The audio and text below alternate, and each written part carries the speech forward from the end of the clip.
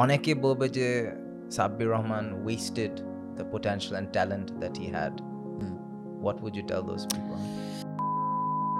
আগের বছর আমি টিমই পাই নাই বিপিএলে। ওই সময় মনে হয়েছে যে আমার লাইফে এটা হচ্ছে লাস্ট ম্যাচ।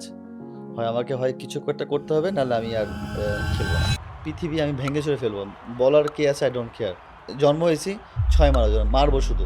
বিপিএল নিয়ে না অনেক ম্যাচ ফিক্সিং এর অভিযোগ, অনেকে বলছে ফিক্সিং লিগ।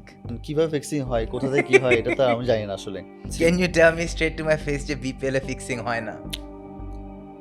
বিপিএল আচ্ছা, blind ranking Bangladeshi the batsman based on pure skill starting with Shakib Al Hasan. Number Tamim Iqbal. I let's change. I let's change Lock, the lock, number. lock.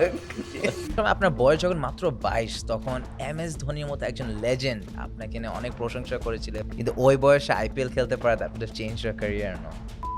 2015 Bangladesh cricket team, Tamim, Shakib, Mashrafe, মুস্তাফিজের entrance and our very own Sabbir.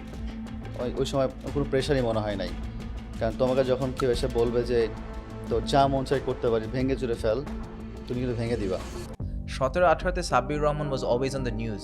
অনেক ধরনের controversy, অনেক ধরনের scandal. I think বাংলাদেশের history one the biggest fines ever. I think 20 lakh টাকার একটা fine ছিল।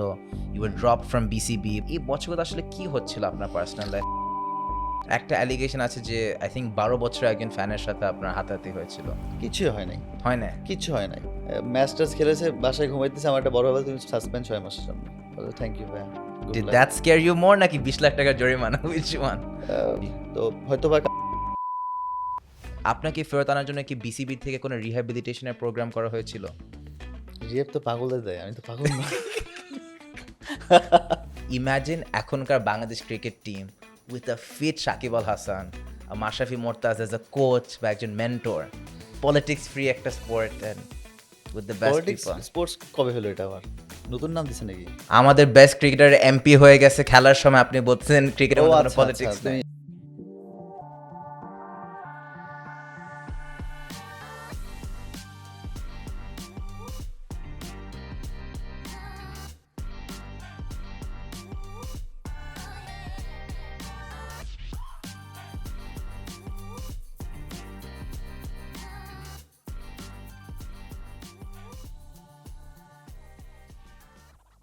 আজকের স্ক্যান্ডালাস গেস্ট সাব্বির রহমানকে অনেকে চিনে for his fearless and the sexy batting style. আবার মেয়েরা তাকে চিনে তার সুন্দর চোখগুলোর জন্য। Do you get that a lot নাকি? হোয়াট আ ইন্ট্রো ভাই। এটা কি Thank you, সত্যি না? মানে thank- পান্তে এটা অনেক, তাই না? আমি যাকে হ্যাঁ, বলি হ্যাঁ উনার চোখ ইজ সামথিং, ও he is that guy with the eyes, right? Compliment তো পাই আলহামদুলিল্লাহ। সো এটা হচ্ছে গড গিফটেড। সো এটা নিয়ে আর কিছু নাই, বাট আমি ইচ্ছা এটা কোনো করে কন্ট্যাক্ট লেন্স টেন্স না। না, it's a real range and আমার কাছে মনে হয় যে সামটাইম ব্ল্যাক লেন্স পরা উচিত আমার।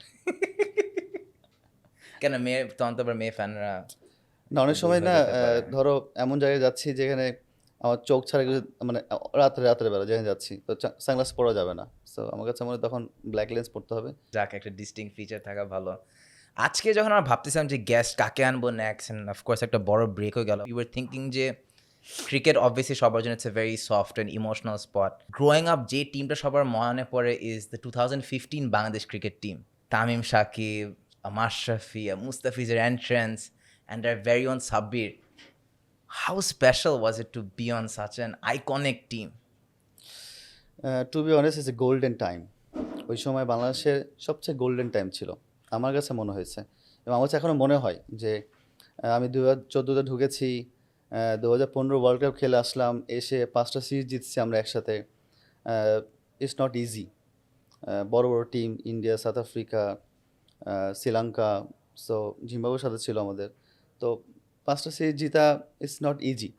আর সবচেয়ে বড় বিষয় হচ্ছে ওটা গোল্ডেন টাইম ছিল আমাদের। আমি সৌম্য খুব নিউ কামার ছিলাম। জি, আমি ভেরি লাকি যে আমরা ওই টিমে চান্স পাওয়াও তো একটা মানে ইনসেন ব্যাপার। রাইট, এবং ওই টিমে 5টা সিনিয়র প্লেয়ার ছিলেন, টপ ক্লাস, পঞ্চপাণ্ডব। টপ ফর্ম, এবং ওনারা যেভাবে আমাদেরকে হ্যান্ডেল করেছে, টু বি অনেস্ট, ইটস আমাদের আমার কাছে অনেক ওই সময় কোনো প্রেশারই মনে হয় নাই, কারণ তোমাকে যখন কেউ এসে বলবে যে তোর যা মন চাই করতে পারি, ভেঙে চুরে ফেল, তুমি কিন্তু ভেঙে দিবা। আর তোমার তখন কিছু মাইন্ডে আসবে না কে কী বলছে, I don't care. So very good, that's a golden time. আপনার কি মনে হয় that team was the best Bangladesh has ever seen আজ দ্যাটস দ্য পর্যন্ত? Best team, right. But build হতে সময় লাগবে, টিম হতে সময় লাগবে। ওই সময়টা আমরা রেডি ফুড পেয়ে গেছি। পাঁচটা আমাদের পাঁচজন আমাদের এক্সপ্রেস প্লেয়ার ছিলেন, সিনিয়র প্লেয়ার যারা একদম বড় ভাই গার্ডিয়ান টাইপের তারাও ছিলেন। তারা একদম পুরো একটা হোল্ড করে রাখতেন, যেমন একটা হাতকে হোল্ড করতে হয়, ওটা হাতের মধ্যে ভিতরে কী আছে তুমি নেভার, তুমি জানো না কী আছে। তো তারা হচ্ছে আমাদের পাঁচটা আঙ্গুল ছিল, তার মধ্যে আমরা পাঁচ ছয়টা সিনিয়র জুনিয়র প্লেয়ার ছিলাম। হোল্ড করে রাখতো, যখন মধ্যে ছাড়তো তখন ধরতো, মানে অ্যাজ এ ফ্রিডম হিসাবে। So that team. সো ফাউন্ডেশনের টিমের খুবই স্ট্রং ছিল, that gave you the freedom যে এসে just play your own thing. কী ফ্রিডম ছিল এটা আসলে আমি এক্সপ্রেস করতে পারছি না, বাট আমার কাছে মনে হয় যে দ্য বেস্ট টাইম 2015 থেকে 2019, 19, 20, yes. 20, 19, 20 like that, broom. আপনার খেলার স্টাইল আই থিঙ্ক অলওয়েজ ফ্যানদের চোখে পড়ছিল, বিকজ আমরা বাংলাদেশের ইতিহাসে না অ্যাগ্রেসিভ প্লেয়ার খুবই কম দেখছি। And আপনার খেলা দেখে আসলে যদি সত্যি কথা একটা বলি, it looks like Sabbir Rahman comes to the pitch, he is in it for a good time কিন্তু not a long time. So what inspired this aggressive approach in cricket, বা কোনো প্লেয়ার কি আছে যার কথা মনে পড়ে as an পাকিস্তানের inspiration? সবচেয়ে ফেমাস প্লেয়ার কে তোমার মনে হয়? Inzamamul Haq, not, not a follower. Shahid Afridi. Exactly. Shahid Afridi মাঠে যখন আসতো তখন দর্শক যখন কি করতো, ওদের ফ্যান ফলোয়ার কেমন ছিল? আফ্রিদি কি মারতো? ছয় মারতো শুধু। ছয়ের কারণে আফ্রিদি বুম বুম নাম হয়েছিল। তো আমার কাছে মনে হয় যে আমি যখন ছোট ছিলাম, একদম যখন ছোট, আন্ডার 13 আগে, আন্ডার 19 বা 17 পরে আগে আমি ছয় মারতে পারতাম না। ইভেন আমাকে টেনিস বলও কেউ নিত না খেলতে, আমি ফিল্ডিং করতাম, ছয় মারতে পারতাম না। সাম একদিন আমার কাছে মনে হয় যে আমি ক্লাস 10, 11, 10-এ পড়ছি, 9-এর সাথে ম্যাচ চলছে আমাদের, একদিন ধাপ করে আমি ছটা ছয় মেরে দিছি। তখন আর টেনিস, টেনিস বলে আচ্ছা। যতটুকুই বাউন্ডারি হোক ছটা ছয় মেরেছি আমি। তখন তো আমার যে বিলিভ হয়েছে যে আমিও ছয় মারতে পারি, এবং তখন থেকে না, তার আগে তো আমি আফ্রিদি অনেক বড় ফ্যান ছিলাম, কারণ এসে ছয় মারতো ফার্স্ট বয়, যেমন একটা 37 বল একটা 101 করেছিল আফ্রিদি, মনে হচ্ছে তোমাদের, মেবি মেবি নাও মনে থাকতে পারে, বাট ওইটা আমি দেখেছি এবং আমি অনেকবার দেখেছি এটা আমি। ক্লাস 9 ও তখন আপনার বয়স কি ছিল? ক্লাস 9-এ 15-16? 15-16। তারপর ওটার কয়েক বছর পর you playing in the national team against Shahid Afridi. আমি 2010 সালে কিন্তু এশিয়ান গেমস খেলছি, ইয়েস। ওটার আমি গোল্ড মেডেল জিতেছি। ওটা ছিল আমার সবচেয়ে বড় প্লাস পয়েন্ট, এবং ওটা আমার টার্নিং পয়েন্ট ছিল আমার জন্য। এক ওভারে 3টা ছয় মেরেছি, 3টা বল 2টো স্টেডিয়ামের বাইরে পাঠিয়ে দিয়েছি। I don't know how, but ওই সময় মনে হয়েছে যে গায়ে মনে হয় জিন টিন ভর করে মাঝে মধ্যে। সো ওই সময় মনে হয়েছে যে আমি একটা স্টেডিয়ামে বল পাঠিয়ে দিছি, মানে একটা উত্তেজিত কাজ করে না, তখন ইয়াং ছিলাম, আন্ডার 19 যাবো বা খেলবো এরকম একটা বিষয়। গোল্ড জিতে গেছি, জানতাম না যে গোল্ড মেডেল কী আসলে, ওর রাস্তাতে কী করছি। বা ওই টিমে কিন্তু আশরাফুল ভাই আমাদের ক্যাপ্টেন ছিলেন, নাইম ইসলাম ছিলেন, সব ন্যাশনাল প্লেয়ার, আমি একটা জুনিয়র, 2টা প্লেয়ার ছিল জুনিয়র প্লেয়ার। তো আসলে রোডটা আমার জানতাম না, বাট আমি কীভাবে বাইক চালাতে পারতাম, তখন উড়াধুরা, লাইক এক্সাম্পল দিচ্ছে আর কি, যে উড়াধুরা মারতাম, খেলতাম। তো ওই ফ্রিডমটা তখন থেকে পেয়েছিলাম আর কি। তো তখন গোল্ড মেডেল জিতেছি 2010 আফ্রিদির সালে। সাথে প্রথম খেলা কবে? 2015 টি-20, সেকেন্ড টি-20 আমার, সেকেন্ড টি-20 আমার। বি নার্ভাস, একটু নার্ভাস ছিলাম, ওটা জুম্মার দিন ছিল, এবং জুম্মার দিনে আমরা নামাজ পড়ছি একসাথে, উনি আমার লেফট সাইড ছিলাম, আমি ডান পাশে ছিলাম, এবং আমার কাছে মনে হচ্ছে যে আজকে পাকিস্তানের সাথে খেলা, সন্ধ্যায় খেলা, নামাজ পড়ছি, তাহলে এটা 6 জনে মারতে হবে আফ্রিদিকে। তো ওই সময় চিন্তাও করে ফেলছি, তো ওকে 6 মারতে পারি নাই, বাট ওইটা আমার ছিল ফার্স্ট টি-20 ম্যান অফ দ্য ম্যাচ, ওই ম্যাচের সাথে 32 বলস 51 রানস। ওয়াও। সো ওইটা আমার একটা এক্সপোর্ট ছিল। ওয়ার ইউ মানে ডাজ ইট সারপ্রাইজ ইউ যে ওই সময় বাংলাদেশের সিক্স হিটিং এর যে স্কিল বা আর্ট, সেটা আমরা বাংলাদেশে ওই সময়ও দেখতে পারতাম না? What was it about that যেটা আপনাকে ইন্সপায়ার করতে, যে না এই জিনিসটা you wanted to change?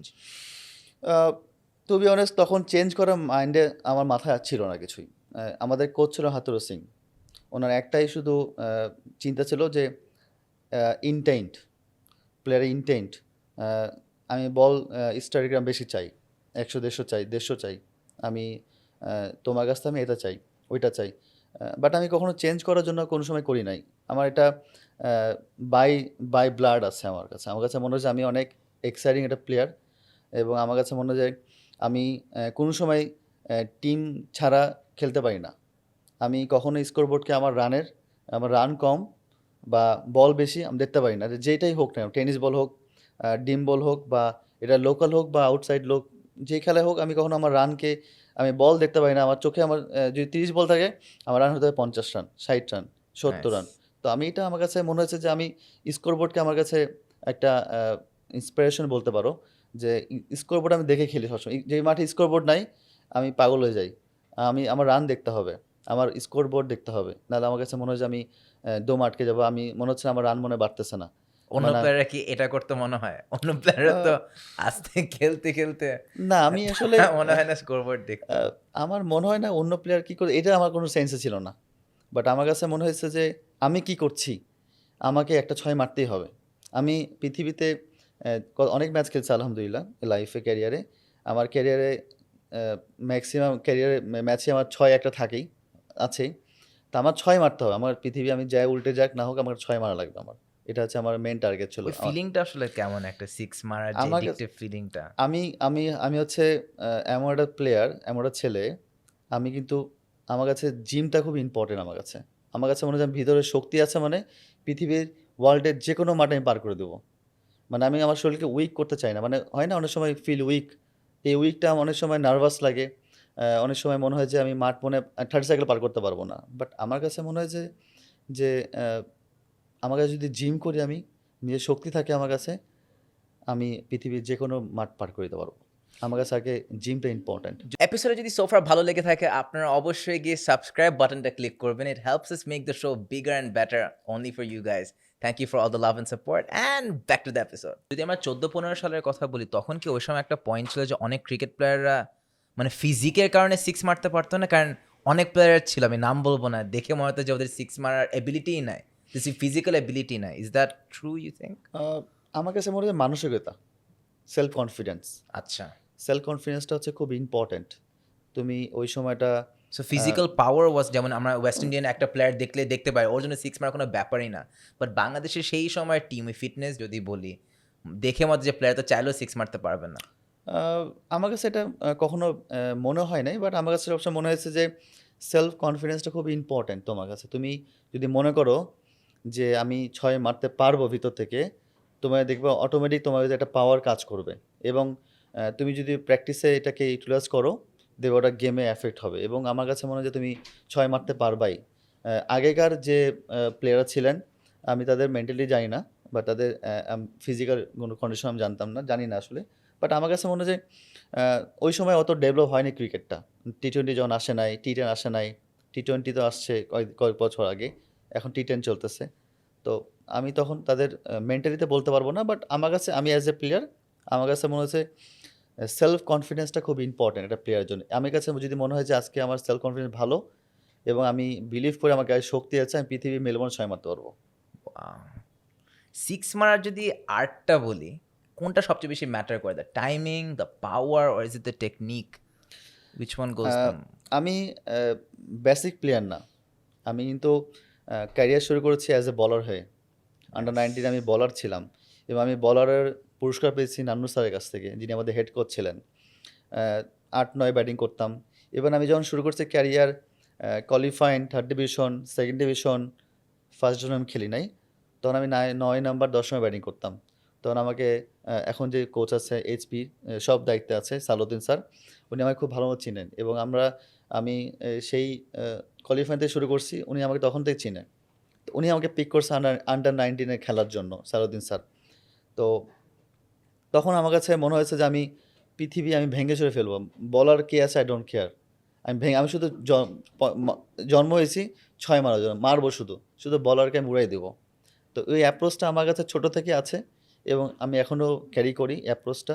But এখন একটু এক্সপিরিয়েন্স হয়েছে, কখন গিয়ার চেঞ্জ করতে হবে, জি। কখন 5, কখন 4, কখন 1 দিতে হবে, এইটুকু অ্যাটলিস্ট আমার এক্সপিরিয়েন্স আছে আমার কাছে। সো ওই সময় আপনার বয়স যখন মাত্র 22, তখন এমএস ধোনির মতো একজন লেজেন্ড আপনাকে নিয়ে অনেক প্রশংসা করেছিল এবং বলেছিল যে এমন বোধহয় একটা কাহিনী ছিল যে আপনাকে আইপিএল নিয়ে একটা প্রস্তাবের ব্যাপার ছিল। Is that true? হ্যাঁ, তখন আমাদের 2017 চ্যাম্পিয়ন্স ট্রফি খেলছিলাম। স্টিল মনে আছে। তার আগে আমি খুব ভালো খেলছি। ইন্ডিয়ার সাথেই ভালো খেলতাম শুধু। লাইক ইন্ডিয়ার সাথে যখন আসতো তখন উড়াই দিতাম big Ashwin. Game player. So তো ধোনি আমাকে পিচ থেকে অনেকবার দেখেছে এবং ও তো অ্যাজ এ কিপার যখন থাকে পিছে ব্যাটসম্যানে তখন অনেক কিছু ফলো করতে পারে। তখন আমাকে বলছে, "তুমি এই সময় কি ফ্রি থাকো কিনা? বা তোমার কি কাজ বা তোমাদের ন্যাশনাল ডিউটি আছে নাকি?" তখন আইপিএলে আমার যখন সময় থাকে। হ্যাঁ, তখন আমার একটা আমাদের ট্যুর ছিল বাইরে বা দেশে হোম সিরিজ ছিল। তখন বলছি, "না, আমি হয়তো আমরা এনওসি পাবো না। তো মিস্টেকলি এটা হবে না আরকি।" So that's it. সো বিসিবির থেকে এনওসি না পাওয়ার কারণে কি অনেকের ক্যারিয়ার এফেক্ট খাইছে যে এই আ অপরচুনিটিগুলো মিস আউট করছে? মেনি না, players we can name but না তেমন কিছু না। হয়তো বিসিবি এনওসি যখন দেয় তখন হয়তো কোনো আমাদের কোনো রেসপন্সিবিলিটি বা কোনো খেলা থাকে না। তখন এনওসিটা পাওয়া যায় আসলে। বা যখন কোনো ম্যাচ থাকে বা খুবই ক্রুশিয়াল ম্যাচ যেমন ১ মাস পর ম্যাচ আছে বা খুবই একটা ইম্পোর্টেন্ট ম্যাচ তখন আমাদের এনওসি আসলে পাওয়া ডিফিকাল্ট। এটা কোনো বডিই দেয় না আসলে। কিন্তু ওই বয়সে আইপিএল খেলতে পারা that would have changed your career no? Change ও অবশ্যই, অবশ্যই এটা অবশ্যই বলব যে ক্যারিয়ার তো চেঞ্জ হওয়ার অবশ্যই হবে। কিন্তু এট দ্য সেম টাইম আমি তো ন্যাশনাল প্লেয়ার অ্যাজ এ দেশকেও তো রিপ্রেজেন্ট দেশের করতে জন্য হবে। হয়ে খেলা সো এটা যদি খেলতে না পারতাম আমাকে তো আইপিএল অফার আসতো না। সো এটাই আরকি। বাট লাইফে তো অনেকবার একটা হোয়াট ইফ মোমেন্ট না? What if you played definitely for একটা প্লেয়ার চেন্নাই হিসেবে সুপার তো আইপিএল কিংস খেলা অর এটা স্বপ্ন। সবারই সব প্লেয়ারের স্বপ্ন। আ বাট হয় নাই এটা নিয়ে আমার কোনো আফসোস নাই। বাট আমার কাছে মনে হয় যে যতদিন দেশের হয়ে খেলেছি ততদিন সার্ভিসটা ভালো ছিল আলহামদুলিল্লাহ। That's it. হুম। সো ওই সময় না আপনার back to back top performance against big teams as well. এতগুলো ইনিংসের মধ্যে what was your biggest I made it innings? যে কোনো একটা গেম বা কোনো একটা পারফরম্যান্স দিছেন যেটা এখনো মনে হয় যে ওই খেলাটার পর দ্য ফিলিং ওয়াজ না, যাক আই হ্যাভ ডান ইট। আমার কাছে মনে হয় যে টেস্ট টিমের সাথে ইংল্যান্ডের সাথে আমরা ২২ রানে যেটা হেরেছি, এটা ছিল আমার লাইফের আ সবচেয়ে বড় একটা ইম্পোর্টেন্ট ডে। কারণ আমি তখন 56 অর 60 রান নট আউট ছিলাম। আমার সাথে তাইজুল ছিল। ৮ উইকেট পড়ে গেছে। ২ উইকেট বাকি ছিল। পরের দিন ২২ থেকে ২৬ রান লাগতো। তো আমরা সেই ম্যাচ হেরে গেছি। একটা আমাদের একটা হয় না যে একটা বড় ডে, ইংল্যান্ডকে হারাচ্ছি। ইংল্যান্ডের টেস্ট নেশন দেশ। আমরা ফার্স্ট হারাবো আরকি এরকম একটা বিষয়। তো হয় নাই। বাট ওইটা আমার কাছে এবং ওইদিন রাতে আমাকে না হলেও ১০০ জন ফোন দিছে। হিরো হওয়ার দিন আজকে, কালকে হিরো হওয়ার দিন। তোমাকে এটা করতে হবে, এটা করবা, এটা করবা, আজকে রাতে ঘুমায় যাও, এই করো। এই করতে, করতে মনে হয় আমরা ম্যাচ হেরে গেছি। আমার কাছে মনে হয়। But funny things. A interesting. But ওই দিনটা আমার খুব আফসোস লেগেছে। আ আমি আ নট আউট ছিলাম। আর ২ টা উইকেট চেষ্টা করছে ওরা, বাট হয় নাই। ২২ রান বাকি ছিল। এটা ১০০ রানে হলেও একটু মন খারাপ কম হইতো। But very close. তো এটা আমার সবচেয়ে বড় ছিল যে জিতাতে পারলে হয়তোবা আমার একটা থাকতো আরকি। আপনি যেহেতু একজন পাওয়ার হিটার প্লেয়ার অবভিয়াসলি টি-20 ফরম্যাটটা আপনার কাছে অনেক ইজি মনে হতে পারে। বাট আমি খেয়াল করে দেখছি যারা একদম ট্রু ক্রিকেট ফ্যানরা যারা, ওরা রেড বল ক্রিকেটটাকে অনেক বড় হিসাবে দেখে। Is that the same case for you despite being a power hitter? Test matches আর everything, that's the um magic in না আসলে রোলটা ইম্পোর্টেন্ট। তোমার টিম ম্যানেজমেন্ট তোমার কি রোল দিয়েছে, এটা রেড বল হোক, হোয়াইট বল হোক আর পিঙ্ক বল হোক, এটা আসলে ম্যাটার করবে তোমার রোলের উপরে। এখন যদি কোচ আমাকে একটা রোল দেয়, ধরো আমি ৬-৭ নাম্বার ব্যাটিং যদি আমাকে টেস্টে দেয়, তাহলে ওই সময়টা কিন্তু অলরেডি বলাররা টায়ার্ড। আমার ওই সময়টা নিউ বল আসবে, ওটাকে হ্যান্ডেল করতে হবে। দেন আমাকে রানের গতিটা চেঞ্জ করতে হবে। আমাকে কোচ যতটুকু চিন্তা করে আমাকে নিয়ে, আমি যেন রোডটা যেন চেঞ্জ করে দিই। যেন ধরো এক্সাম্পল ৫০ ওভারে বা টেস্ট ম্যাচে যেটা হচ্ছে ৪০০ রান হচ্ছে, ওটাকে আমি ৫০০, ৫০০ কাছে নিয়ে যেতে পারি নাকি? একটু যে রানটা ৫০ রানের জন্য হয়তো পারে ২০ ওভার, ১০ ওভার, ১৫ ওভার লাগতেছে, ওটা যেন আমি ৭ ওভার, ৮ ওভারের মধ্যে করতে পারি। কারণ অনেক সময় কি হয়? আমরা কুইক ডিক্লেয়ার দিতে হবে। ৫০ রান করা ৪৫০ রান হয়েছে, ৫২০ করে ডিক্লেয়ার করে দেবো। ওই ৫২০ করতে আমাদের হাফ দিন চলে যাচ্ছে, হাফ ডে চলে যাচ্ছে। তো ওটা যেন একটু ২ ঘন্টা ১ ঘন্টার জন্য এক্সট্রা সেশন আমরা বেশি পাই। অনেক সময় এরকম চিন্তা করে কোচরা। তো রাইট। মোস্টলি এরকম কোচরা চিন্তা করে আমাকে নিয়ে। এপিসোডটা দেখতে দেখে কি খিদে লেগে গেছে? তাহলে একটা আইডিয়া দে। বাংলাদেশের first ever OG smash burger try করতে চাইলে চলে আসো বসুন্ধরা, গুলশান আর ধানমন্ডি ব্রাঞ্চে। স্ম্যাশ বার্গার্সে 100% বিফ ব্যবহার করা হয় আর এখানে আসলে you'll have some of the best fried chicken and guess what? Delivering till 5 AM. It's too good, man. It's too good. Position নিয়ে একটু বয়স আমাদের ক্রিকেটের আমাদের বিগেস্ট প্লেয়ার্স মাহমুদুল্লাহ রিয়াদ কয়েকদিন আগে বলল যে উনি বাংলাদেশ ক্রিকেট অনেক বড় একটা স্যাক্রিফাইস করছে 6-7 খেলে। হুম। আপনারও কি একই জিনিস মনে হয় যে আরেকটু আর্লি যদি ব্যাটিং করা যায় তো career would have been very different? ওপেনে ব্যাটিং করছে আর কত? আর কত আগে? মানে আপনি কি প্রেফার করেন টু ব্যাট আর্লিয়ার নাকি না দেখো আসলে ওপেনিং ব্যাটিং করার একটা স্কোপ পাইলে কি would you want to do that না ইনস্টেড? আসলে বিষয় হচ্ছে ধরো এক্সাম্পল তুমি আমার বাইক চালাইতেছো, ঠিক আছে? এখন তোমাকে যদি বলে 100 সিসি বাস গাড়ি বাইক দিব, তোমাকে 200 এমএল চালাতে হবে। তুমি তো মেবি পারবা না, বাট ট্রাই করবা, হয় তুমি উড়ে যাবা আর নাহলে কোনো খাদে পড়ে যাবা, বাট এ তোমার দায়িত্ব না, বাট এটা তোমার রেসপন্সিবিলিটি না। বাট তুমি যদি ইয়ামা পাইতা তাই তুমি মেবি 200 ক্রস এটা করতে আমার ad পারতা। না, by the way. সো হ্যাঁ, আমার অ্যাড না কিন্তু, হ্যাঁ। সো তো ট্রাই করতাম। বেসিক্যালি আমি হচ্ছে মিডল অর্ডার ব্যাটসম্যান। আচ্ছা, আমাকে do you like being a middle order batsman? Exactly 6-7 আমাকে দিবা, আমাকে 10-12 ওভার দিবা, 15 ওভার দিবা, টি-20 আমাকে নাম্বার 3 দিবা, আমি ইনশাল্লাহ এটাকে বুলডোজার আছে না, আমি ঢুকে ভেঙে চুরে বের করে দেবো। So funny part. সো যখন নিজের স্ট্যাটস দেখেন কোনটা বেশি চোখে পড়ে, strike rate, number of sixes hit নাকি runs? Strike rate, I always go for strike rate. বাংলাদেশে কি অন্য প্লেয়ার একইভাবে চিন্তা করে? আই ডোন্ট নো, আমি এটা নো কমেন্টস, বাট আমার কাছে অ্যাজ এ প্লেয়ার আমি পার্সোনালি মনে করি স্ট্রাইক রেট হওয়া উচিত। মানে আমার কাছে মনে হচ্ছে আমি সবসময় looking for first strike rate then 6। আমি কত রান কত ম্যাচ খেলছি এটা ম্যাটার করে না। অন্যরা দেখে রান কত, বল যত এভারেজ দেখে, মাঝে মাঝে এভারেজ দেখে, দেখে। বাট আমি যে পজিশনে নামি আসলে আমার এভারেজ দেখে আসলে লাভ নাই। আমার 20 এভারেজ হতে পারে, 10 হতে পারে, বাট আমি ক্রুশিয়াল টাইমে কত রান করছি, একটা বলে একেবারে 3টা 6 লাগবে, 2টা 6 মারতে পারছি না, আগে 3টা 6 মারতে পারছি, এখন 3টা 6 যদি 18 রান হয় আমি আউট হয়ে গেলাম, তাহলে 18 রানে এভারেজ হবে আমার তো 180 হবে না। সো আমার কাছে মনে হয় আমার কাছে স্ট্রাইক রেটটা ইম্পর্টেন্ট আমার কাছে, যে পজিশনে ব্যাটিং করি, আর বল কটা 6 মারতে পারি, বাউন্ডারি কটা আমি ইয়ে করতে পারি। অনেক সময় বাউন্ডারি কাউন্ট হয় টিমের, অনেক সময় একটা টিম 10টা বাউন্ডারি মারলো আর টিম 20টা বাউন্ডারি মারছে, রান কিন্তু সেম, তো যে 20টা বাউন্ডারি মারছে সে কুইক রান বের Yep. জিতে গেছে। সো আমি এটা অনেক বিলিভ করি। অ্যানালাইসিস করা আসলে প্রয়োজন। যেমন অনেকেই দেখে জাস্ট দ্য ব্যাটিং অ্যাভারেজ বা দ্য টোটাল স্কোর, কিন্তু অনেক কিছু আছে ইভেন কোন টিমের আগেনস্টে বিগ পারফরমেন্স। যেমন আপনার প্রোফাইল আই ওয়াজ সিইং, আপনার যত বড় বড় গেম, সব বড় টিমদের against, your big game player, এগুলো তো স্ট্যাটসে শো করে না। But when you go through the profile, it's very impressive, and that's why we all have this admiration for you. So Sabbir রহমানের খুব কম বয়সেই বিশাল বড় stardom, fan base, big performances, your winning games for the team, এটার কারণে কি একটা পয়েন্টে কি একটা ওভার কনফিডেন্স ফিলিংটা হয়ে যায় নাকি? ওভার কনফিডেন্স বলবো না, বাট আমার কাছে মনে হয়েছে ফ্যান ফলোয়ার ছাড়া আসলে ক্রিকেট প্লেয়ার বা অ্যাথলেটস যারা কাজ করে তাদের কিন্তু ফ্যান ফলোয়ার হলে এটা হচ্ছে এটা ভালো, কারণ ফ্যানরাই কিন্তু আপস অ্যান্ড ডাউন করায়, এটা মিডিয়া তো আছেই। সো এগুলা নিয়ে এত ইয়ে নেই, বাট আমার কাছে ওভার কনফিডেন্স মনে হয় না, বাট আমার কাছে মনে হয় নর্মালি এটা ঠিক আছে। কারণ তুমি যখন একটা বিগ পোস্ট করবা, ধরো বিগ এক্সপো একটা টিমের সাথে তুমি ধরো 20 বলে 60 করে ফেলছো, পরের ম্যাচে আবার 0 করলা, তো কম্পেয়ার করতে পারো যে তোমার দিন আজকে ছিল না। বাট মাঝে মধ্যে মনে হয় ওভার কনফিডেন্স, মনে হয় যে 6টা 6 মেরেই দিব, বাট আসলে মারা পসিবল না।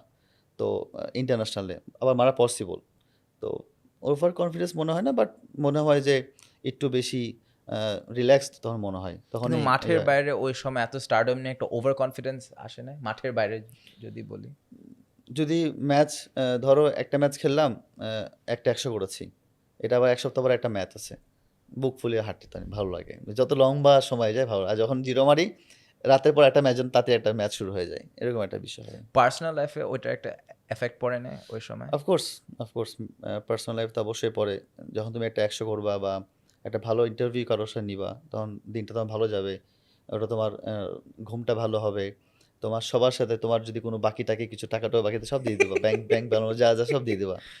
আর যদি তোমার কাছে মনে হয় 0 মারছো আজকে বা তোমার ইন্টারভিউ ভালো হয় নাই, তুমি তো ভালো কাজ করতে হলে খারাপ করে ফেলবা, তোমার টাকা চাই, তোমার যদি টাকা চাই কেউ তোমার কাছে, তাতে ওর খবর আছে যে তো এরকম কিছু একটা বিষয় ভালো লাগে, Right. ফিল গুড আর কি, রিল্যাক্সিং লাগে, একটু একটা ভালো কাজ করছি, দেন প্র্যাকটিস করছি, এটা নিয়ে নেক্সট ম্যাচ কীভাবে যাওয়া যায় সেটা আর কি। 17-18-তে Sabbir Rahman was always on the news for not such good things, বা অনেক ধরনের কন্ট্রোভার্সি, অনেক ধরনের স্ক্যান্ডাল একসময় আপনার উপর পড়ে যায়। এই বছরগুলো 17-18 সময় আপনার থেকে শুনতে চাবো যে আমরা দেখতে পারছি ওয়াজ দ্য, আই থিঙ্ক বাংলাদেশের history one the biggest fines ever. I think 20 lakh টাকার একটা ফাইন ছিল, you were drop from BCB by the central যে ডিলটা। এই বছরগুলো আসলে কি হচ্ছিল আপনার পার্সোনাল লাইফে উইচ? টু বি অনেস্ট আমার না মাথা বলে যাচ্ছিল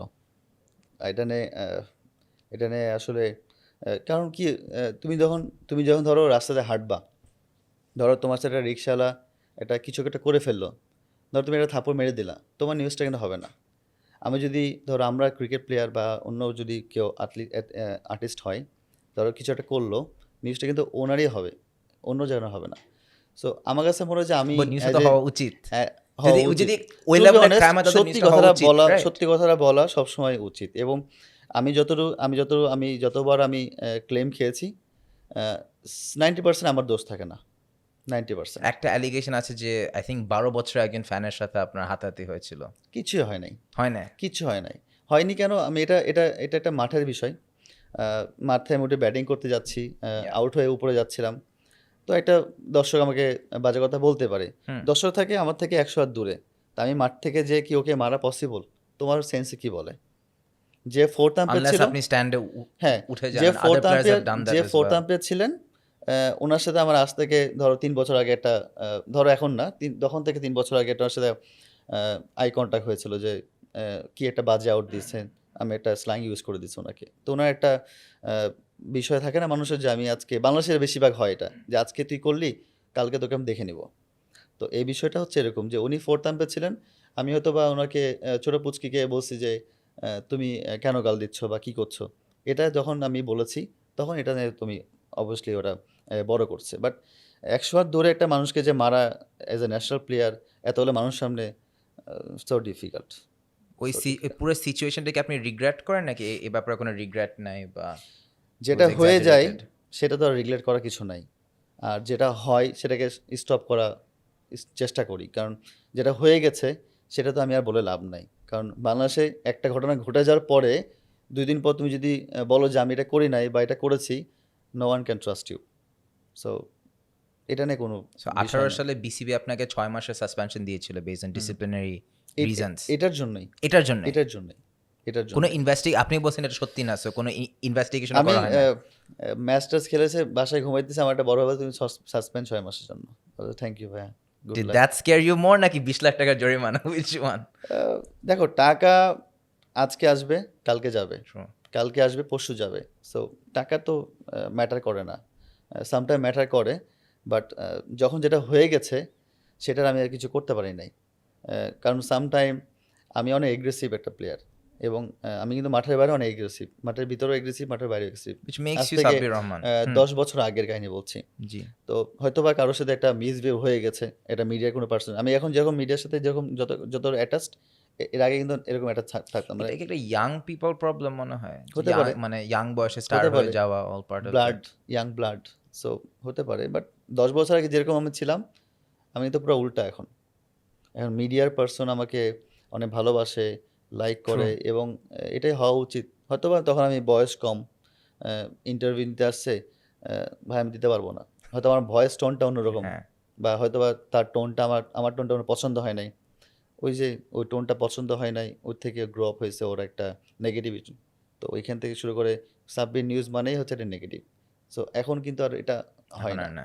সো ওইটা একটা সংশোধন ছিল আমার লাইফে। আমার কাছে মনে হয় যে যখন আমি আজ থেকে 5 বছর আগে যখন চিন্তা করলাম যে আসলে একটা কথা বলার আগে তো চিন্তা করা উচিত, এটা সবারই। তো এখন আমি যখন কথা বলি, তখন আমি 100 বার চিন্তা করি যে আমি এই কথাটা বললাম বা বলবো, সেটা কতটুক এফেক্ট করবে ওর আর আমার। এটাকে বলা উচিত হবে কি হবে না? আমি কি এটা সাইলেন্ট থাকবো না কি করবো? বা এটাকে আমি হ্যান্ডেল করবো কীভাবে? এইটুকটা আমি হ্যান্ডেল করা শিখে গেছি এখন আমি। এখন আমি আ মোটামুটি আলহামদুলিল্লাহ আমার ওই জিনিসটা নাই যে ধরো আ কথা যদি বলে ফেলি, অনেকে মনে হয় আমি বেয়াদব, টু বি অনেস্ট। বাট আমি কিন্তু এরকম টাইপের ছেলে না। আমি কিন্তু মুখে যা বলি বা ফেস টু ফেস বলবো। আমি কিন্তু পিছে কথা বলি না।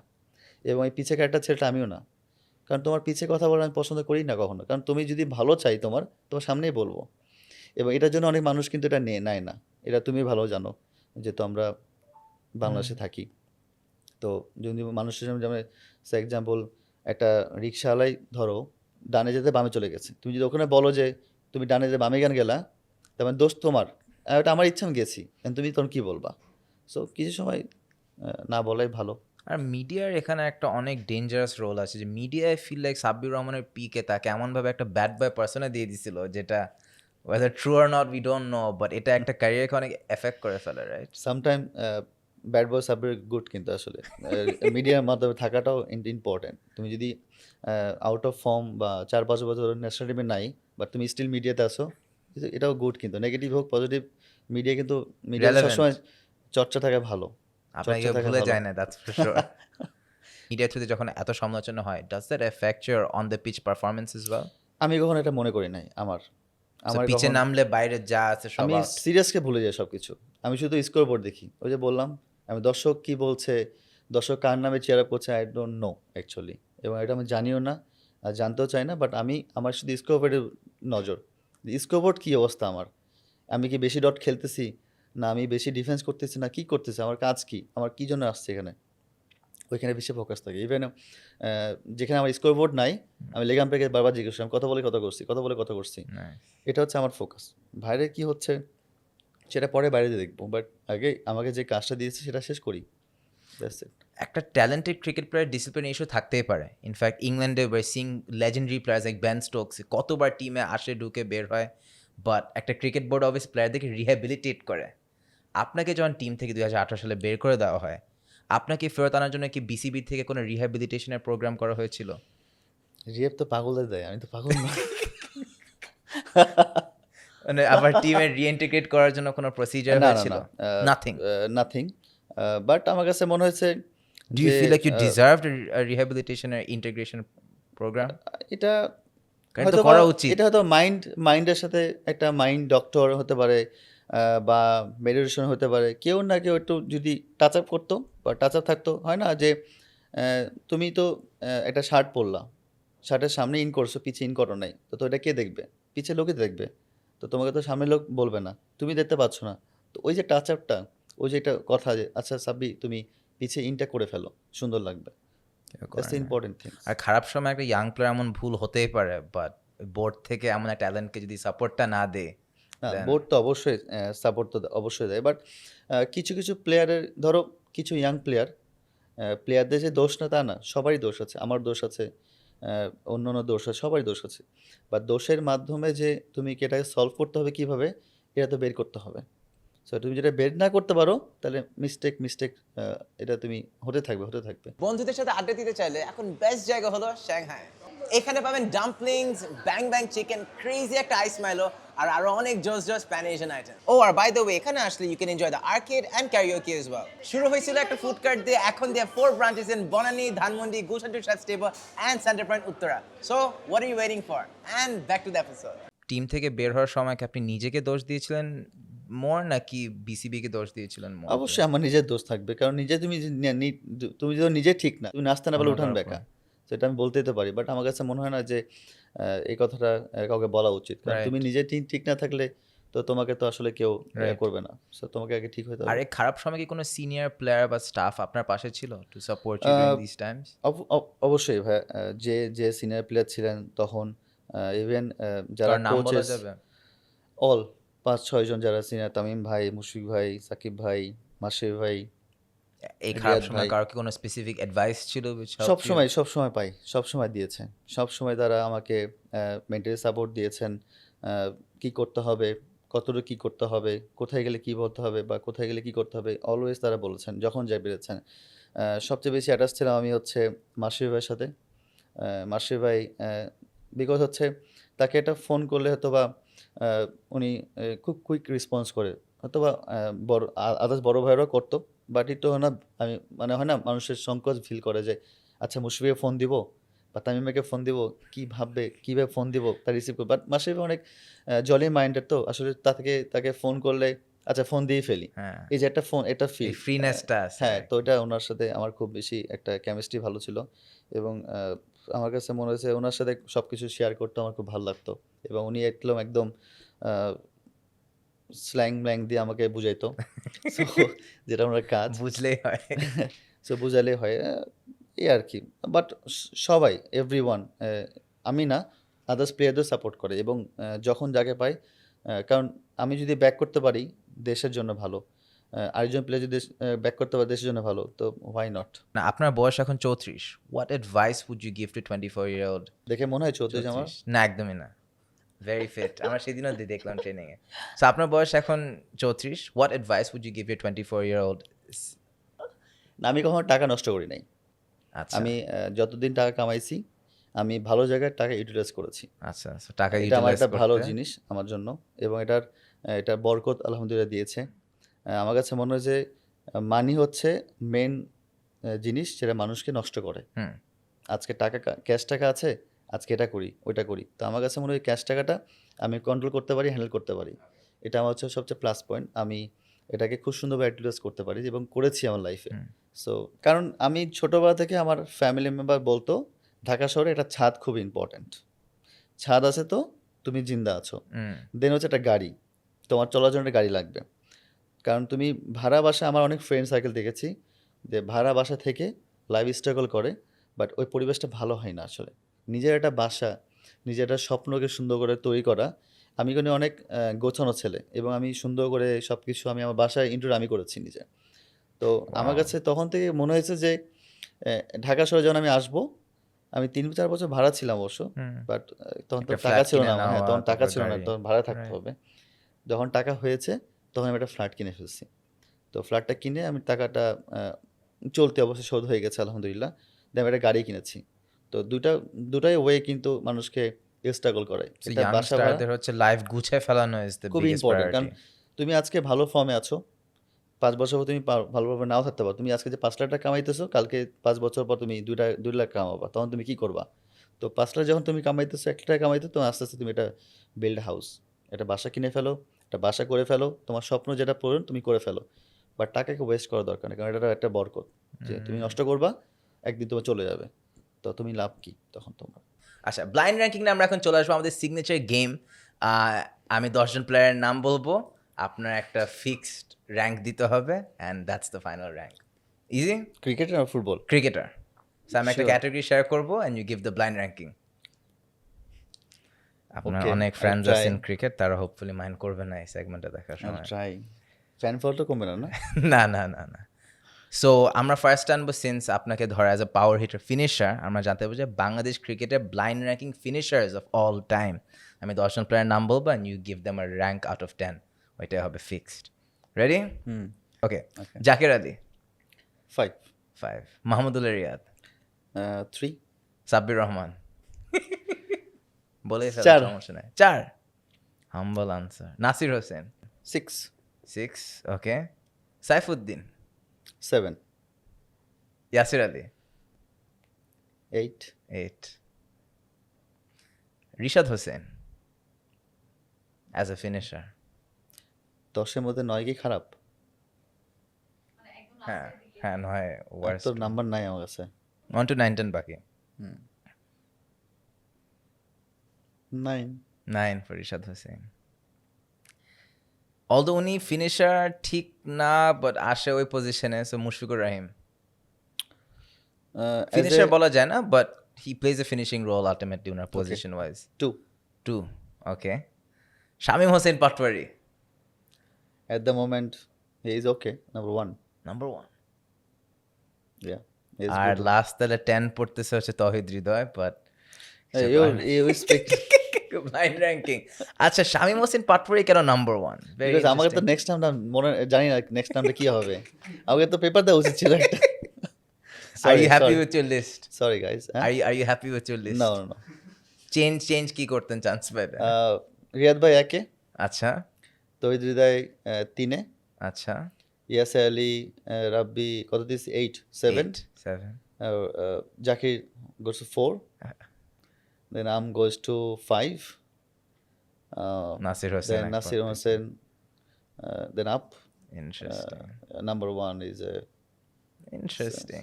আচ্ছা blind ranking Bangladeshi the batsman based on pure skill, একদম র ট্যালেন্ট বা স্কিল হিসাবে I will name 10 players and you rank them from 1 to 10, starting with Shakib Al Hasan.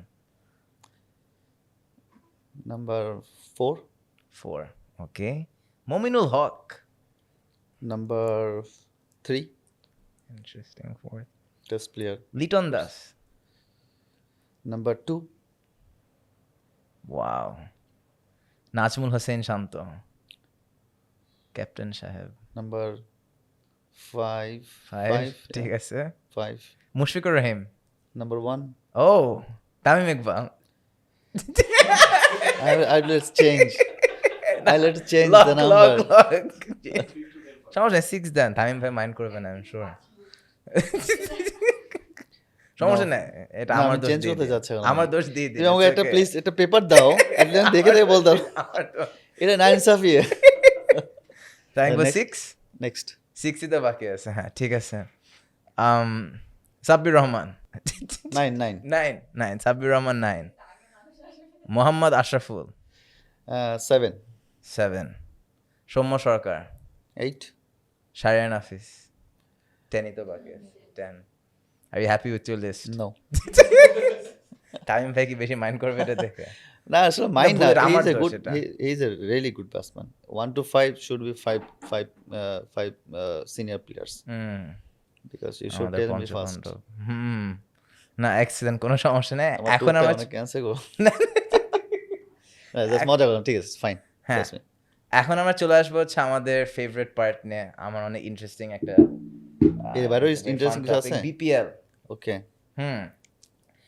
So BPL আমরা আপনাকে চিনি as one of the biggest performance always এটা কখনো change হয় না no matter what the performance in the national team you have always been a star performer in the BPL এইবারের BPL actually আপনি একটা গেম ইউ ডিড 82 অফ 33 বলস মারাত্মক একটা নক এই নকটা কি মনে হয় যে it's a new version of you coming যে নতুন একটা সাব্বির রহমানের রূপ আমরা দেখতে পাচ্ছি টু বি অনেস্ট এই যে বছর খেলেছি আমি তার আগের বছর আমি টিমই পাই নাই বিপিএলে, এবং এটা শকটা আমার লাইফের সবচেয়ে শক হচ্ছে ওই বছর টিমই পাই না বিপিএলে।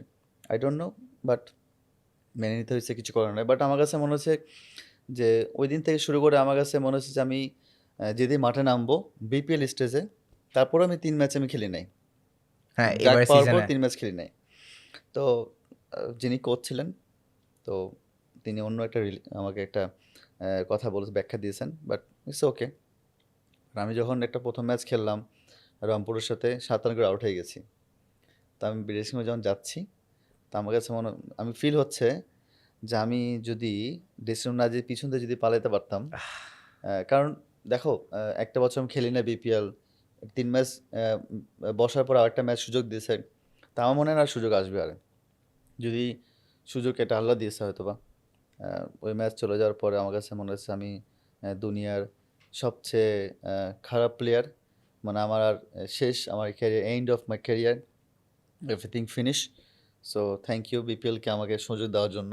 আরে দেন যখন আমাকে নেক্সট Painful. ম্যাচ সুযোগ দিয়েছে, আমি 3টা বল 4টা বল ডিফেন্স করেছি।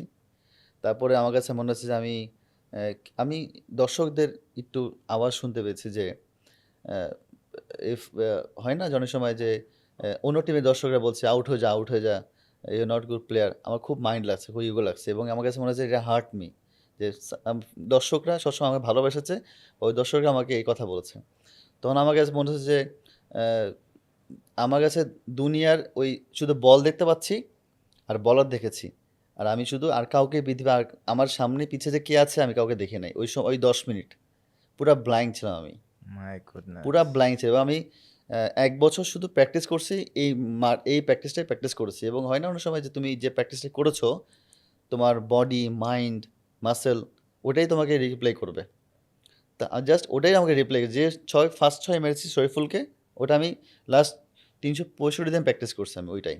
এবং সেম বল সেম জায়গা, বডি রিঅ্যাক্ট করছে। আমি বললাম না যে শুধু বলার দেখেছি, বলটা পড়েছে, আমি না পুরো অন্ধকার, মনে হচ্ছে স্টেডিয়ামে কোনো লাইট নাই, শুধু অন্ধকারে ব্যাটিং করতেছি আমি, আনরিয়াল শুধু আমি মারছি শুধু। এবং আমার কাছে মনে হয়েছে যে এবং এটা জীবনে আমি কখনো ভাবি না যে আমি কখনো 20 বলে 50 করবো, হয়তো বা 32 বলে হতে পারে। না ইভেন 82 রানস অফ 33 বলস এটা বাংলাদেশের হিস্ট্রিতে আপনি এই এজে you are still doing so much এটা অ্যান্ড ওই সময় মনে My হয়েছে যে আমার goodness. লাইফে এটা হচ্ছে লাস্ট ম্যাচ, হয় আমাকে হয় কিছু একটা করতে হবে, নাহলে আমি আর খেলবো না, বা আমার এটা কিছু একটা হয়ে যাবে। সো আমি ওই দিনকে আমার আই ডোন্ট নো আমি ওই 40 মিনিট আমার লাইফে কী গেছে, মানে আমার কোনো দিশা আমি কোনো জানি না। যখন আমার 50 হয়েছে তখন মনে হচ্ছে যে আমি মনে হয় স্টেডিয়ামে আছি, এবং তখন আমার মনে হচ্ছে যে আমি স্টেডিয়ামে আসছি। আমার ওই 50 আগ পর্যন্ত আমার কাছে মনে হয় না আমি স্টেডিয়ামে ছিলাম, আমি মনে হচ্ছে একটা অন্ধকার রুমে ছিলাম, কি আমাকে ভয় দেখাচ্ছে। এবং লেজার আমি ফোকাস ওই ম্যাচটা আমার লাইফের সবচেয়ে বড় টার্নিং পয়েন্ট, আমার এই কাম ব্যাক করার। এবং এটা দর্শকদের জন্যই হয়েছে, যারা যে ভালোবাসা দিয়েছে। এবং আমি শুধু চিন্তা করছি যে আমি রাজশাহীতে প্র্যাকটিস করতেছি, কারণ আমি রাজশাহী যখন প্র্যাকটিস করি তখন আমি এরকম ফাঁকা ফিল্ডে প্র্যাকটিস করি এবং আমাকে একটা ছেলে বল থ্রো করে, মনে হচ্ছে ওই বল আমাকে থ্রো করতেছে, আমি মারতেছি। আমার বিশ্বাস করে আমার মানে আমার কাছে মনে হয়নি আমি স্টেডিয়ামে ছিলাম, মানে আমি আউট অফ দ্য ওয়ার্ল্ডে ছিলাম।